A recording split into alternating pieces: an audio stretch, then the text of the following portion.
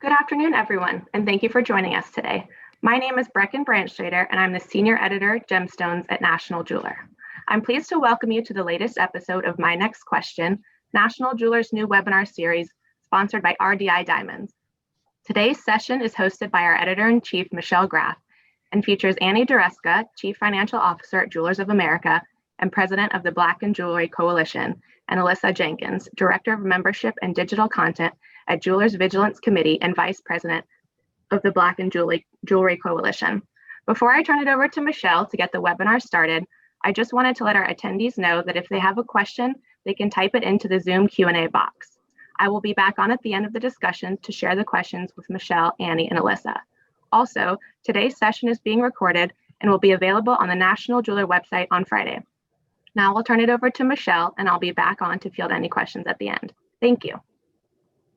Thank you so much for the introduction, Brecken, and thanks to Annie and Elyssa for joining us today. So I want to start at the beginning here. So 2020 had been a turbulent year already, and then May rolls around and George Floyd is killed by police in Minneapolis. His death sparks protests nationwide, as everyone knows, and ignites conversations about racial injustice and inequity. So the jewelry industry, like every other industry, was not immune from these conversations. We were having them too. So I want to talk to you both. I'm going to start with, what did you first see happening online and off on these conversations around racial inequity and diversity in the fine jewelry industry? And whoever wants to start can take that. Annie, you look ready. Elyssa looks more ready. Elyssa, you can go ahead. I'll take it. First of all, thank you for having us.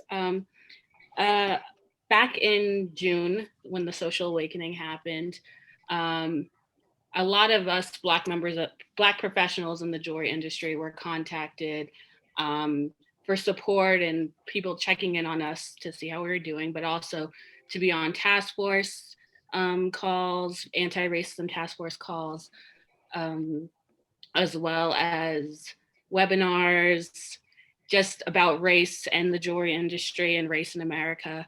And for some, it was very taxing. I mean, because obviously it's emotionally draining. All of us, I think, it was a big emotional hit on top of everything else that was going on in 2020.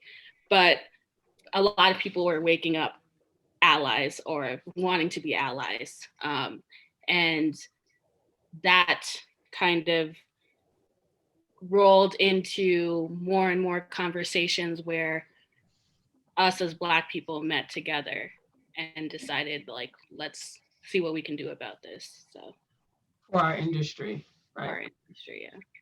And that was kind of like the genesis. Then would you say June then was the genesis of the Black and Jewelry Coalition? Well, so in June, we were on a lot of different calls with everybody.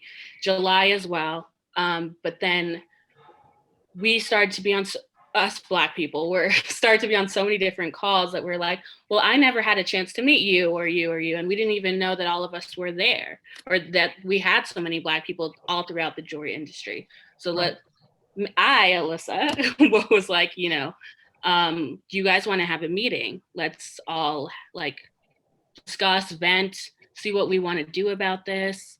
And that rolled into Black and Jewelry Coalition, because there were people in that group that wanted to form something. I was one of those people, Annie was one of those people. And we had weekly calls, sometimes twice a week, late nights, and just to create this organization. And there were a lot of people that support our mission, but didn't have the capacity or the bandwidth to do that right now. But that doesn't mean that they're not involved. And we extended this invitation to everyone that we saw that was doing webinars, anyone that we saw of like of African descent in the jewelry industry. So, yeah. Right.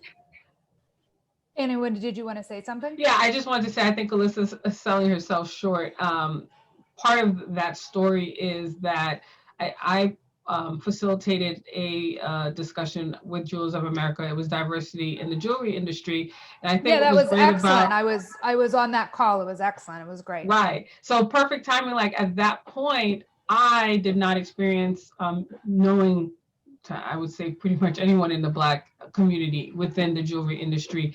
And Elyssa reached out to me after that. And I think it's important to say that because part of that change is Elyssa gathering so many people say, hey, I heard you at this, on this webinar, let's connect. And then when you get on this call, you see so many people from your community within the industry that we did not even know each other. So I think Alyssa's role in taking that initiative to bring us all together for these conversations could be rewarded, because Black in Jewelry Coalition would not be where it is if Elyssa didn't take that initiative to just reaching out to all of us independently. And now here we are as a coalition. Congratulations, Elyssa. I think it is great. And you should take more credit. I have a hard time doing that, but thank you. Anne.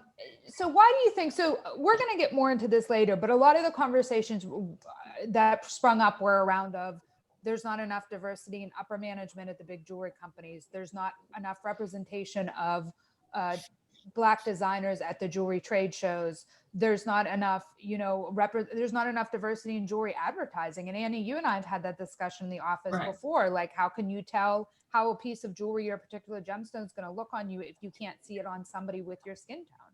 You don't know. Correct. Yeah. So this is kind of a two-part question. Why do you think these conversations never took place in the fine jewelry industry before, or had they been happening, but just not so publicly? I think that they were happening, as you said, you and I had them, but they were not happening publicly. I think part of the challenge is no one wanted to be uncomfortable. So therefore, it equated to this level of silence within the industry. I mean, and that includes myself. When I talk about the silence, it's not only our allies. I feel that, there were those moments where I have had those conversations about whether having diversity within our board, having diversity at trade shows, or asking, hey, why does this website look like it's geared towards, one type of demographic?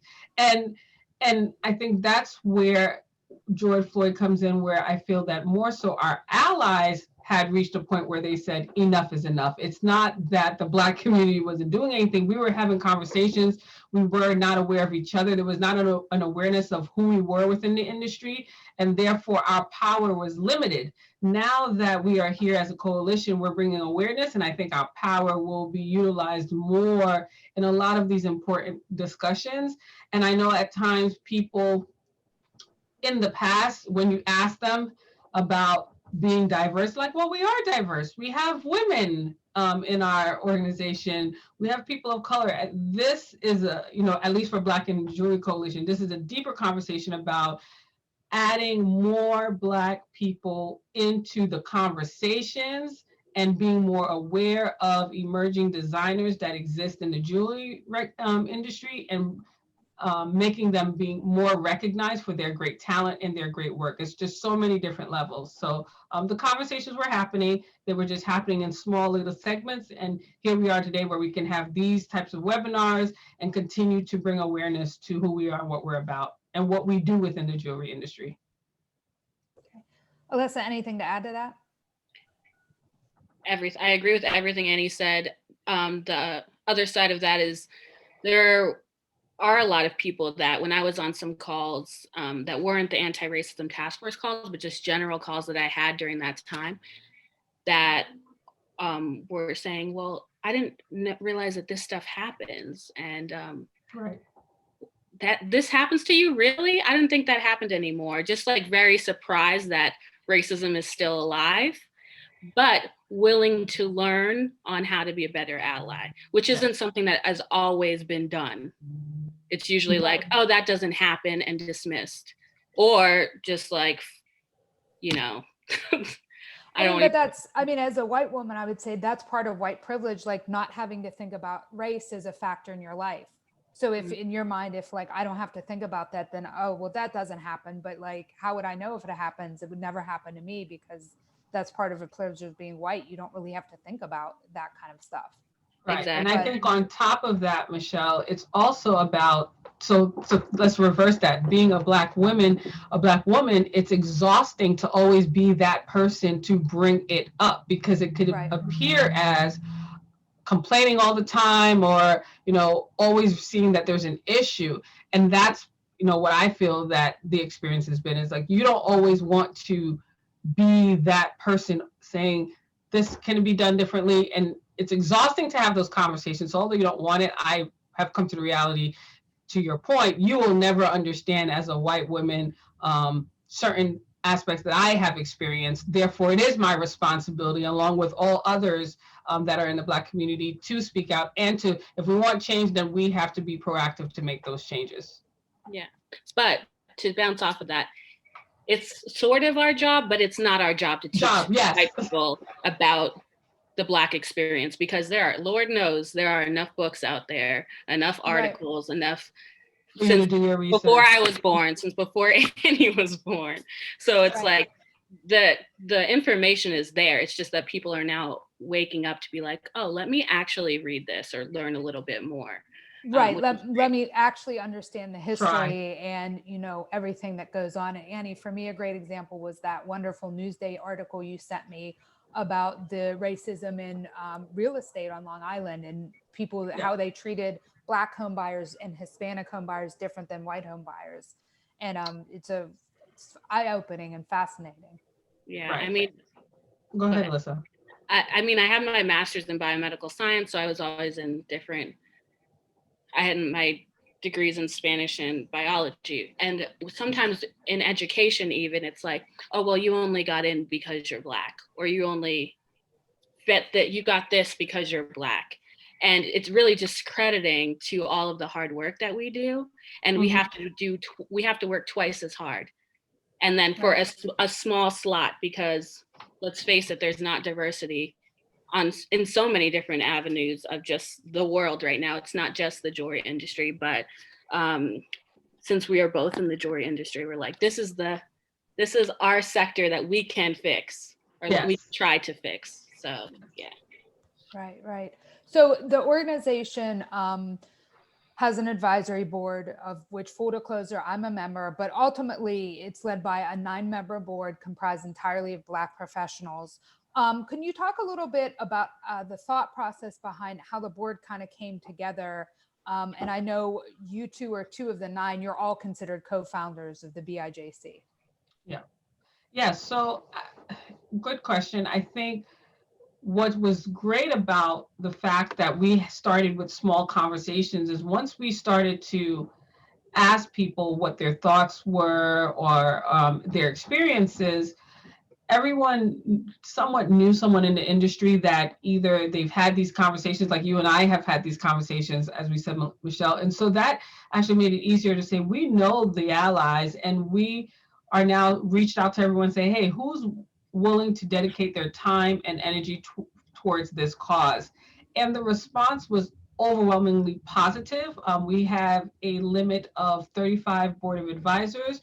We've pretty much reached that limit, which is great. We've had to put people on hold, because we want that board of advisor to have more of an intimate setting when we're having larger discussions around strategic planning and so forth. But it was really about our networking and connections with people that we know, or people that our fellow board members knew and wanted us to reach out. So we all reached out individually, collectively, and it's been a great response so far from the board advisors. Our board members are working 2 jobs, essentially, one where they get paid and one where they don't get paid. And some of them are probably working 3 jobs, exactly. But no one has complained, and we're always all focused on trying to get BIJC to where it needs to be. And it's been great so far. Yeah, I'd like to bounce off of that, if it's okay. Yeah, of course.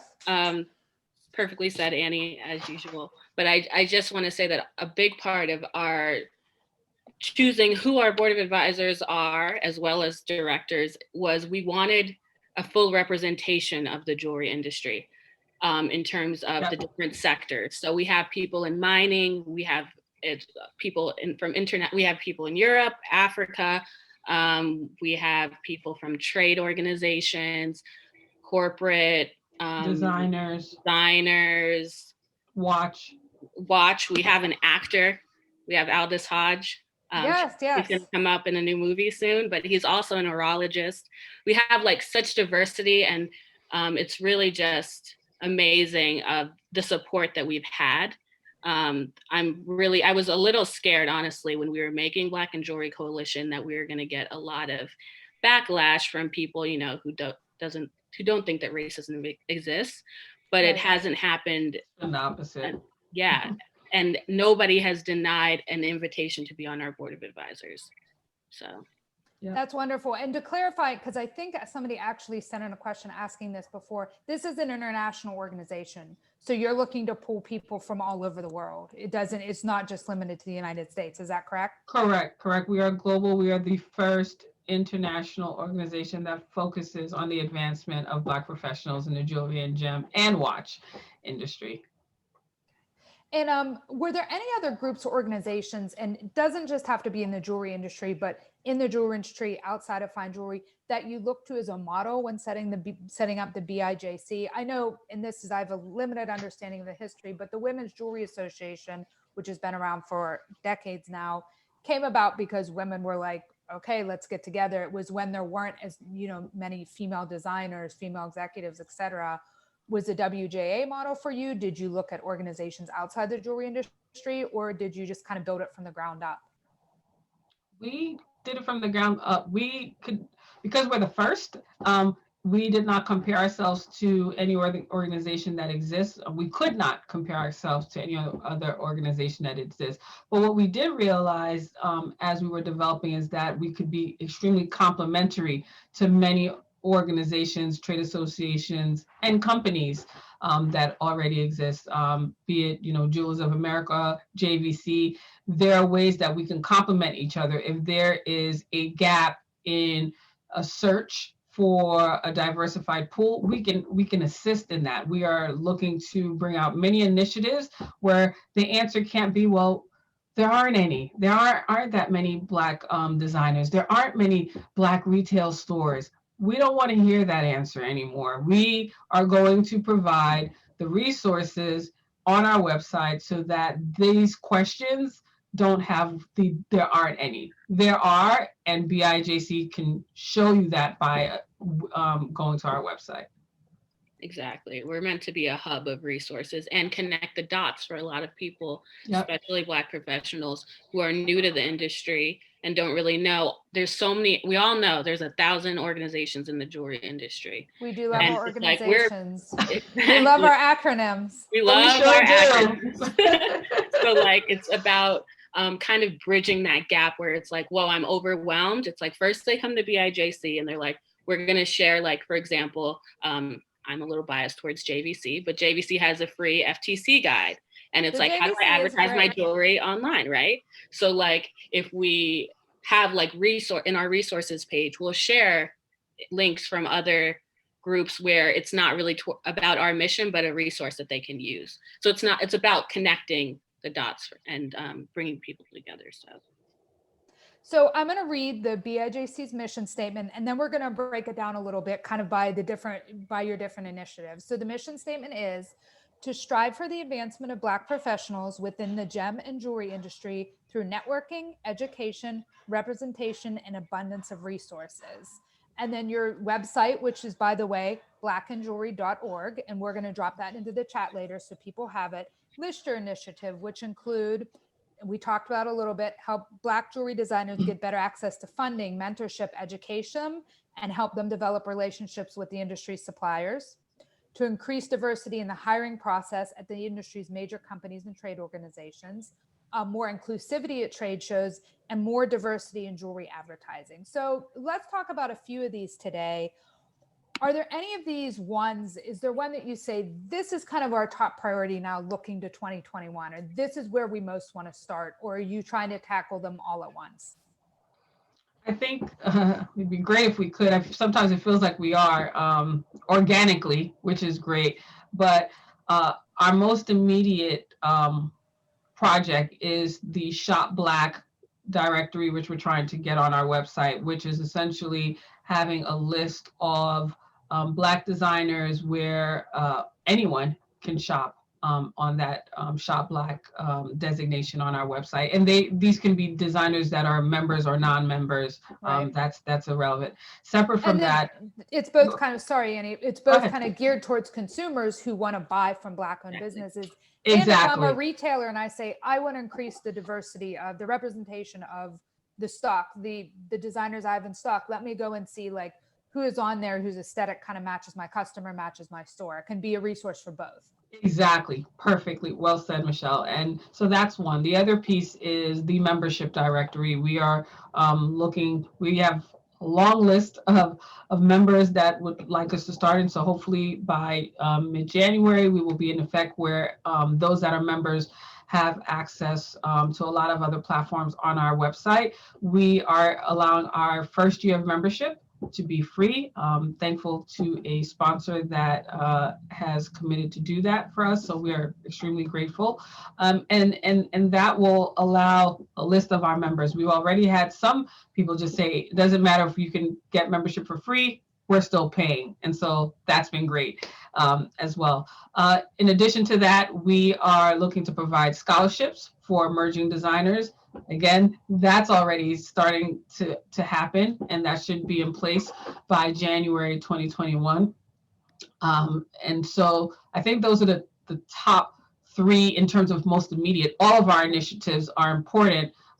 Those are the three that we're working closely on because of so many different reasons between our board of advisors and all these different relationships, and people have been reaching out to us. It's been working great. Alyssa, I don't know, I know you wanted to add a few other initiatives you wanted to talk about as well. Yeah, I mean, the biggest one that we really, besides the Shop Black owned list, which you don't have to be a member of BIJC to be featured. Right. We just want to get the word out about everybody. But the bigger thing is the membership dashboard. So when you become a member and you have a login, what's really behind that will pay while it's free the first year, but you know what I mean. We want to provide as many resources as possible, and we want our membership directory it's going to be really extensive with your photo. It's almost like you can connect with people on it, as well as mentorships, apprenticeships, job board. Diversifying Yeah, the staff and boards as well. Exactly. Which is a major part because we all have been I've been in a lot of rooms where I'm the only person of color or one of three, and it's a room of like 200 people. So this needs to change. And the fact that all of these things happened and we saw these posts tagging all these Black jewelers and people in corporate. Yeah, I'm glad that there's so many of us and that we can diversify. So. And I think, Alyssa, you made this point before, and I think it's a great one. I would talk a little bit about this today, that, you know, the point of the resources, having this directory, having this kind of hub, if you will, is the Black professionals. You don't just want people calling you to sit on boards about diversity or sit on boards about, like, tap the resources for everybody's talents, everybody's skills, and getting representation for designers at trade shows. You don't want a Black section in the trade show. You would just want it to be more diverse, inclusive, and include everybody, and not be something like people do 1 year because of what happened this year, and then it kind of fades out. It's building something, in my mind, when I think about it, building something that'll last and that's going to make changes. So in 5 years, 10 years, when we go to a trade show, when we go to a conference, we look around, it's just more diverse in general. Exactly. It's not a fad or a phase or something people do once and then they're over it. Correct. Yeah, it's about people being cognizant and remembering, oh wait, this board has no, like for WJ, it's like this board has no females on it. Or this for BIJC, this board has no people of color. So it's really just having those mental checks, allies and people who want to be, so that those rooms are diverse, because there are a lot of statistics, you can look them up, that the more diverse your board is or your staff, the more revenue you make as well. And and the better representation of what it is you're trying to do, you can capture all spectrums, all aspects. I mean, I think, you know, as to that point, Alyssa, I mean, look how well Rihanna's company did. I mean, and Rihanna's whole thing was diversity, more shades of foundation, more shades of nude lingerie. Like, there I'm was wearing just a Fenty Beauty right now. Yeah, I mean, there was just a huge untapped customer base, but you don't get that perspective if your board is 10 white people, because Right. nobody gets that. And I talked a little bit that I don't know if you read, I did a story on diversity and inclusion and why they matter in our Yep. State of the Majors issue. And Elyssa, thank you so much. You shared it. You know, people, that was one of the things one of the women, Nicole Taylor, I interviewed, talked about. She's like, if you don't have any diversity, you don't have any different viewpoints, and you can't attract different customers if everybody looks like you.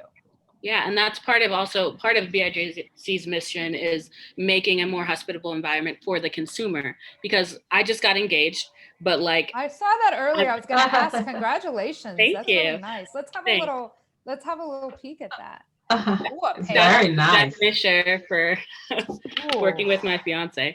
But for those of us who aren't in the jewelry industry, I realized just being a bride, I don't know why I did air quotes, but being a bride, there's not a lot of representation of, like, when I look at bridal hairstyles, gowns, and then especially in jewelry, you never see it on brown skin. So I'm like, I have to go physically and try everything on. Right. Because I don't know what it's going to look like on me. And that's something that, and also for the consumer, so that the staff in these retail stores have training, so they're not following around the people of color and treating them the same as everybody else. So yeah, that's very, very true. I'm sorry, Annie, did you want to add something? No, I think we captured, that sounds like, when you're saying it in a sentence, it sounds like, oh yeah, but that's a lot. Those are a lot of initiatives and assignments that we're working on, but it will get done, and it's happening already.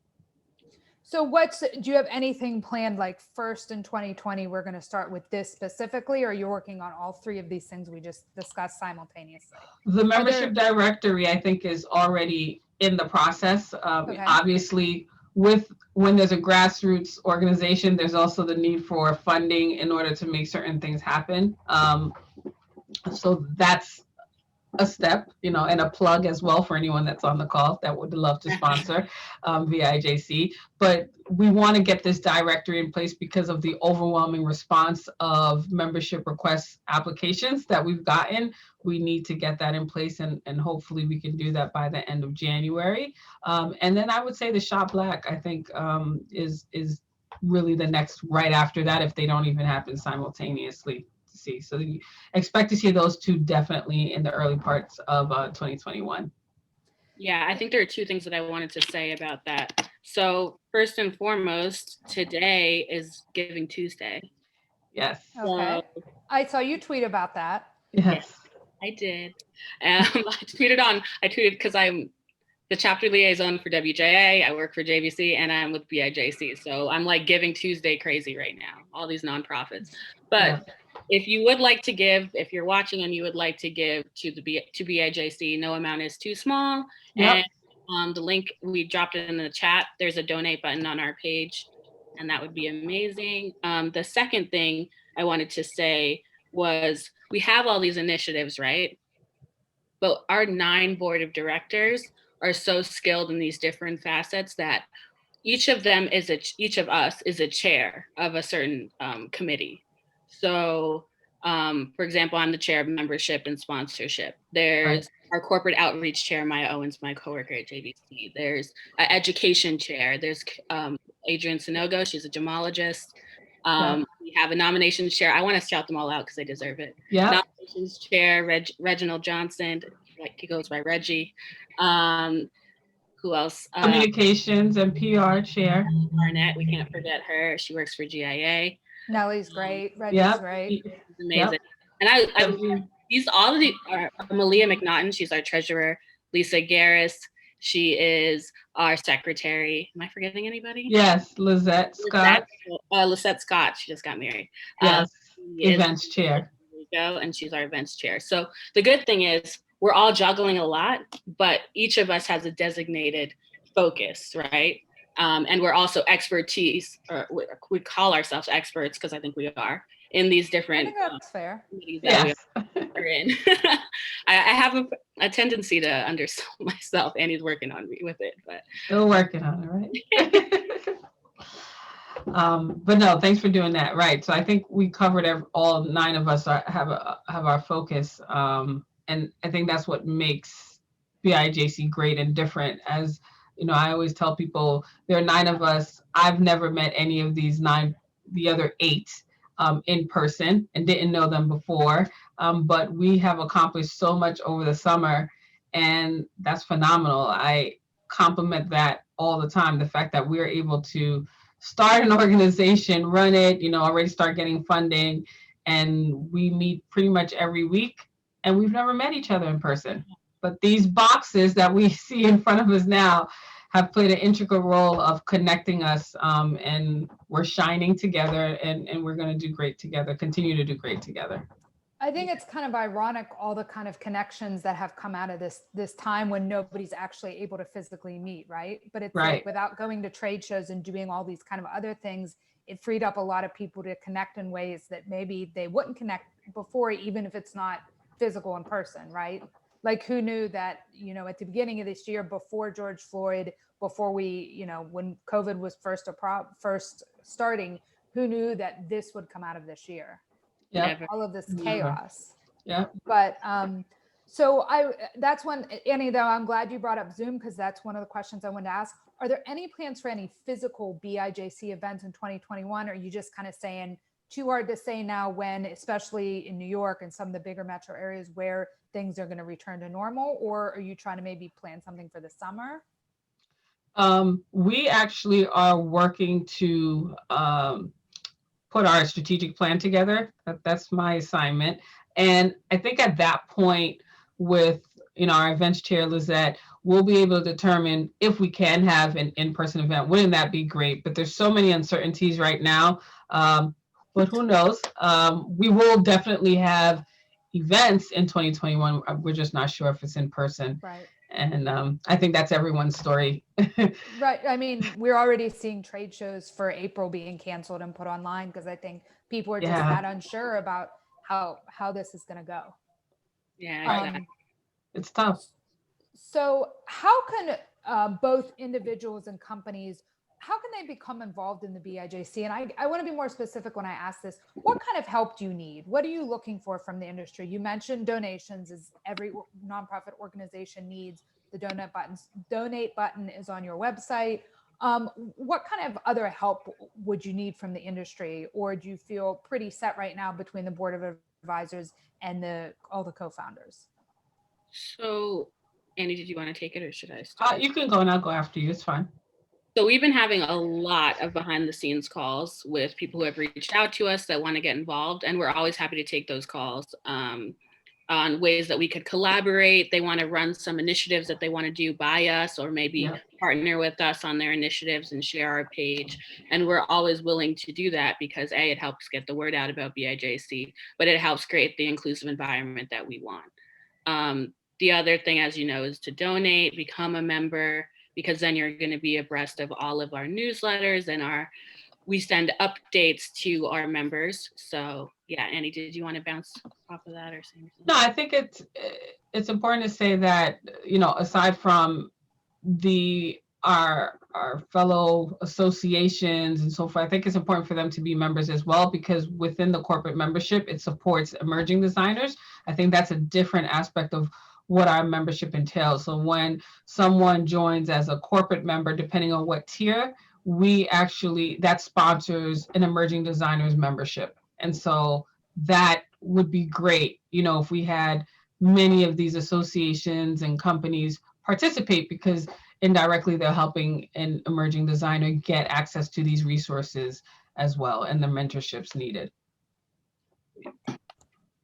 So 2 questions before I hand it over to Brecken for our Q&A. Where do you hope the organization will be in 5 years? What do you see the BIJC doing 5 years from now?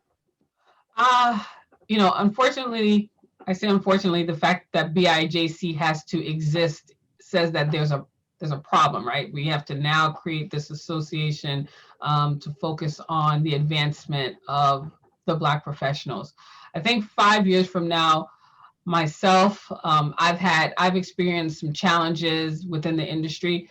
I would like to see upcoming professionals and emerging designers to have less challenges than we have had. If that changes in the next 2 years, great. But I think that's a primary goal, that they can come into a more inclusive and welcoming environment. Not that the industry isn't, but it will be more inclusive, where they don't see such a shocker when they're in the room. That change needs to happen, and we hope that as those coming in are there.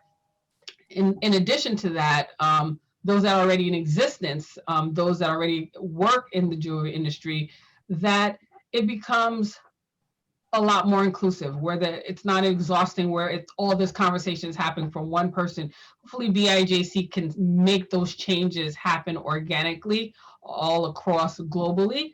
That would be phenomenal. I think if we can accomplish that in the next 5 years, which I strongly believe that we will, that will be great. We've talked about all these initiatives, but to make it that process and that path easier for those that are coming into the industry and want to come into the industry will make me feel like, wow, BIJC, job well done.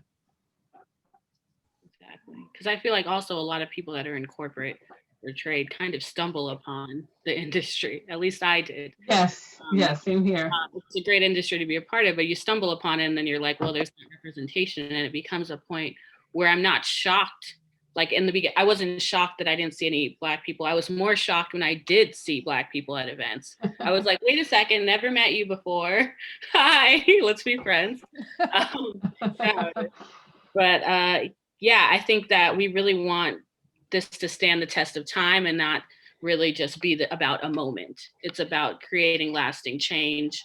And hopefully 10, 20 years from now, BIJC, we still want it to exist, but it's more of like a networking and like, I mean, it's kind of what WJA has evolved into. Like years ago, there were literally almost no female jewelry designers, which seems odd since it's a product mainly consumed by women. Right. Now WJA is just networking. Nobody thinks twice about a female jewelry designer. That's shocking. She's one of the only ones. It's just now rolled into this thing of WJA. People join. It's a networking organization. We don't have to, it's not so much about like representing an underrepresented group as it is just being a networking organization.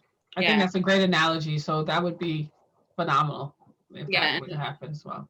I work with WJA because I'm their diversity chapter liaison for national, and I'm the chair of diversity for New York Metro, the biggest chapter. So WJA is doing a lot behind the scenes as well. But that's where I feel like, and I feel like I need to say this, that Black and Jewelry Coalition is solely for the advancement of Black professionals in the jewelry industry. There are a lot of other groups that are trying to advance everyone, and like WJA is about all women. And I feel like a lot of us that are on the board or board of advisors are working towards these other initiatives as well. And we care about those other initiatives. Like I am all about creating an inclusive environment for LGBTQ community, Asian, Latino, everyone. So, but this is about us, for us, by us. So yeah, I felt like that needed to be said. Thank you. Yeah. One last question that's not directly BIJC related.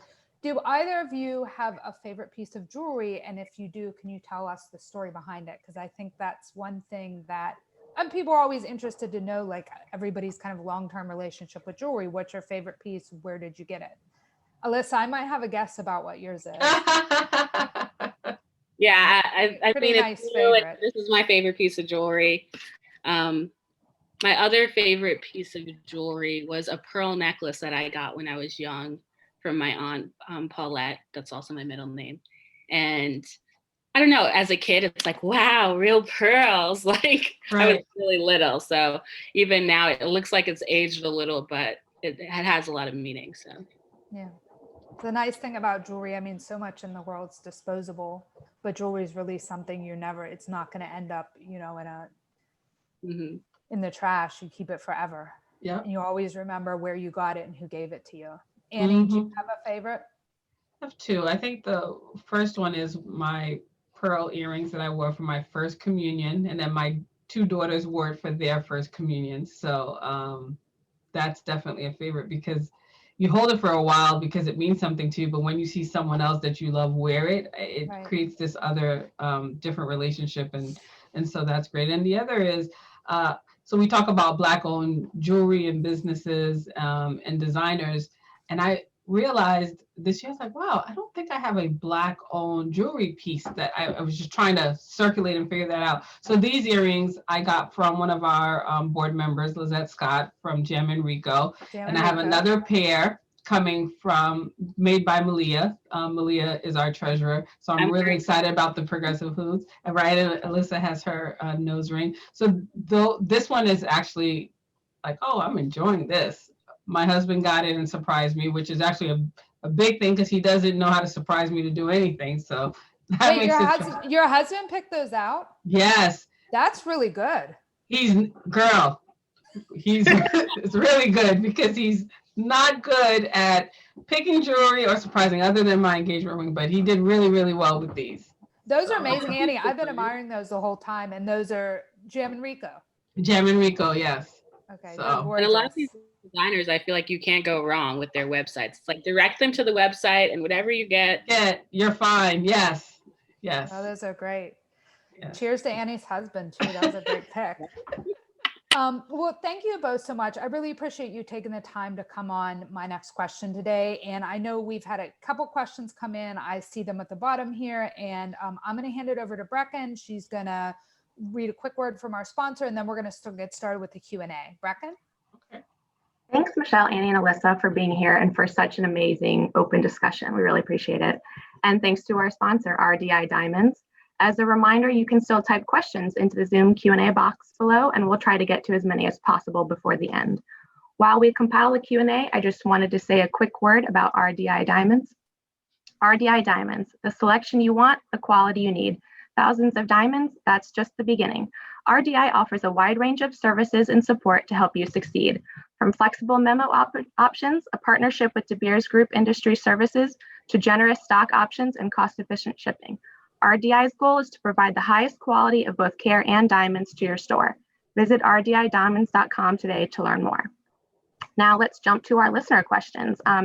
The first one goes back to talking about your physical presence. I know you said things right now are very up in the air for 2021, but we did have a listener who wondered when things go back to normal, so to speak, and we're resuming trade events. Is having a booth at trade shows a part of the plan for outreach in the industry? Definitely. I think, these opportunities, being on these webinars that National Jeweler has provided us, has brought us to a major level of awareness. And even New York City Jewelry Week, Listen, I spoke there.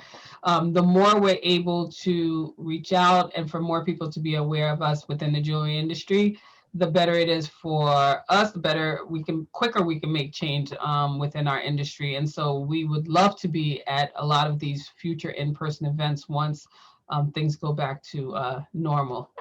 Yeah, great. And in terms of your consumer-facing directory that you guys talked about in one of your big initiatives, will you be promoting it, for example, in sort of a marketing initiative to sort of be getting the word out further beyond it living on the site, or what are the plans for that? Yes, so we've already started on our social media advertising our Shop Black.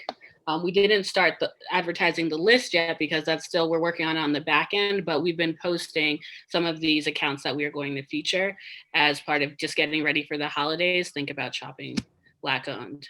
So yeah, we will do another marketing around that once the list is up and active. Very cool. And one of the biggest issues, I think, among many of that the trade often talks about is, in general, finding new talent and how to attract a younger crowd to let them know about all these spaces where there are jobs. So are there ways the trade can address that within the Black and people of color community? And for example, is that something that BIJC is working on? I would say yes. So we've had discussions to collaborate with colleges and other universities that have a focus around the jewelry industry, in addition to GIA, FIT, Parsons. There's quite a few that we're all familiar with. I think it definitely starts there.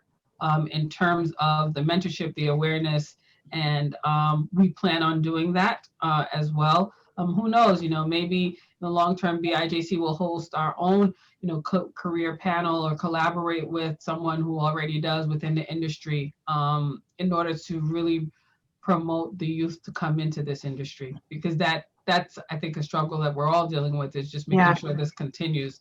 And so we need to do that. And it definitely starts not even at the high school level. I'm a believer that there is no, it's never too early. The high school level is even better.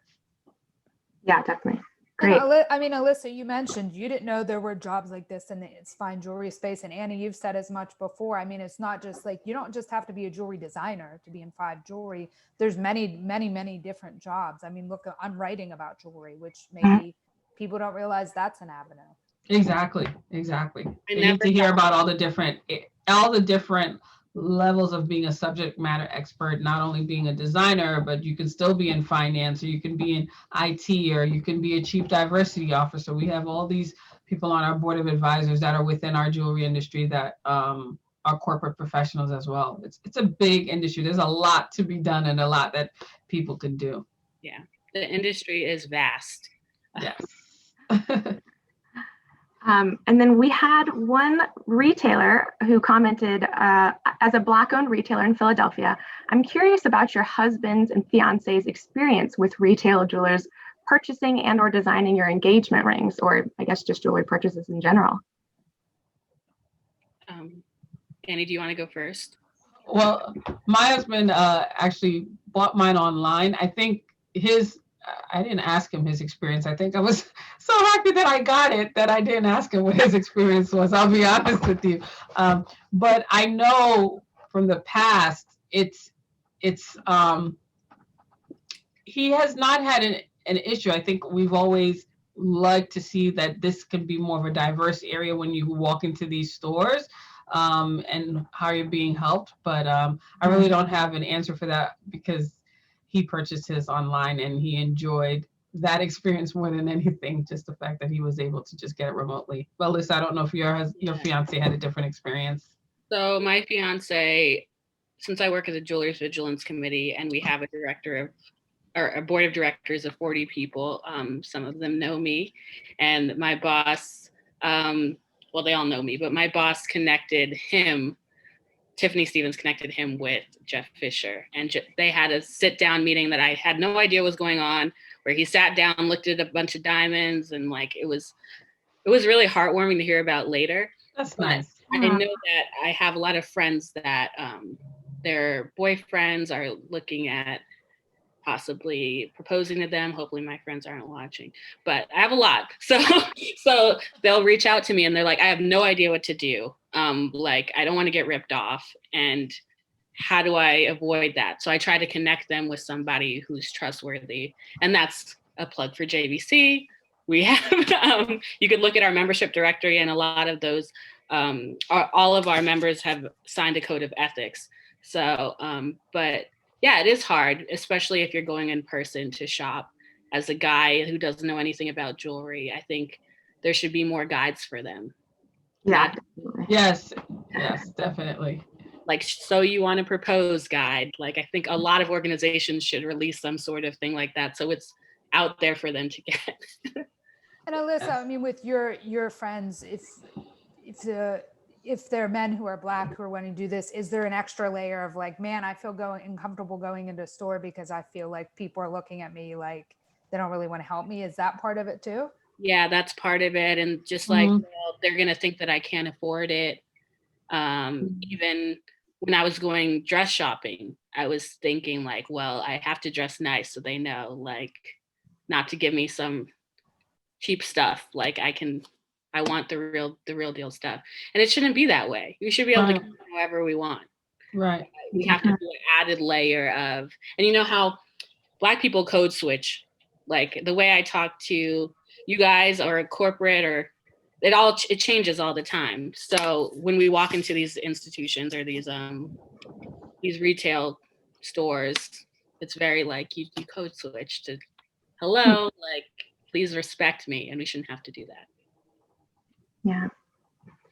Well, that's all the questions we have for today, but there was a comment that I wanted to make sure you guys saw as well. So give me 1 second to just read it to you. I think you'll enjoy it. It says the BIJC's work could unlock a vast amount of Black consumers globally. Our people, especially in Africa, have not become cultured or motivated to support the jewelry industry simply because the industry is not reflective of their identity. The advancement of Black professionals within the jewelry industry can only help that process. I'm excited and support this coalition.